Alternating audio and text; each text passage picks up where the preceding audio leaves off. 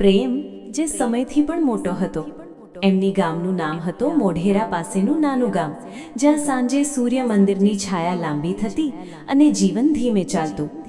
એમની સ્કૂલમાં શિક્ષિકા હતી, શાંત, સંસ્કારી, પણ આંખોમાં સપનાઓનો દરિયો. વિજય અમદાવાદમાં નોકરી કરતો, પણ દર રવિવારે પોતાના વતન આવતો. એક દિવસ બસ સ્ટેન્ડ પાસે એમનીને પહેલીવાર જોઈ. હાથમાં પુસ્તકો, ચહેરા પર અજાણી શાંતિ. એ નજરો મળી, કંઈ બોલ્યા વગર જ બહુ કંઈ કહી ગઈ. પછી મળવાનું શરૂ થયું, પહેલાં અકસ્માતે, પછી ઇરાદાપૂર્વક. ચા, વરસાદ અને અડધા અધૂરા સપના. વિજય બોલતો, મારે બહુ મોટું કંઈ નથી જોઈતું, બસ તું સાથે હોય એટલું પૂરતું.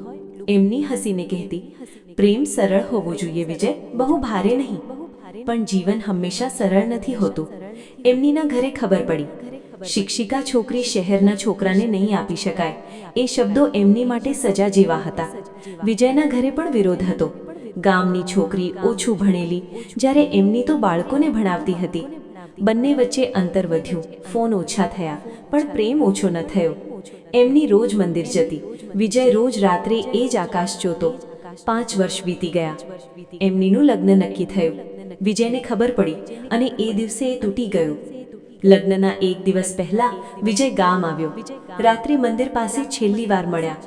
એમનીની આંખોમાં આંસુ, વિજયના હોઠ પર મૌન. જો આપણે એક ન થઈ શકીએ તો ઓછામાં ઓછું એકબીજાને સાચા રહીએ, એમનીએ કહ્યું. વિજયે માથું હલાવ્યું. એ રાત એમના જીવનની સૌથી લાંબી રાત હતી. લગ્નના દિવસે સવારે એમનીના પિતા અચાનક બીમાર પડ્યા. લગ્ન અટકી ગયું. વિજયને ખબર પડી. એ હોસ્પિટલ પહોંચ્યો, કોઈ અપેક્ષા વગર.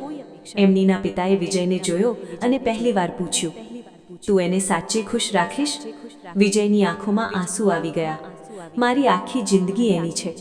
એમનીના પિતાએ આંખો બંધ કરી અને હળવે કહ્યું, તો લઈ જા એને. 6 મહિના પછી સાદું લગ્ન થયું. કોઈ દેખાડો નહીં, કોઈ શોર નહીં, માત્ર 2 દિલ અને થોડા લોકો. આજે એમની અને વિજય અમદાવાદમાં રહે છે. એમની હજી પણ શિક્ષિકા છે. વિજય આજે પણ રવિવારે ગામ જાય છે એમની સાથે. પ્રેમે એમને કંઈ આપ્યું નથી, પણ એમને એમના રહેવા માટે એકબીજા આપ્યા છે.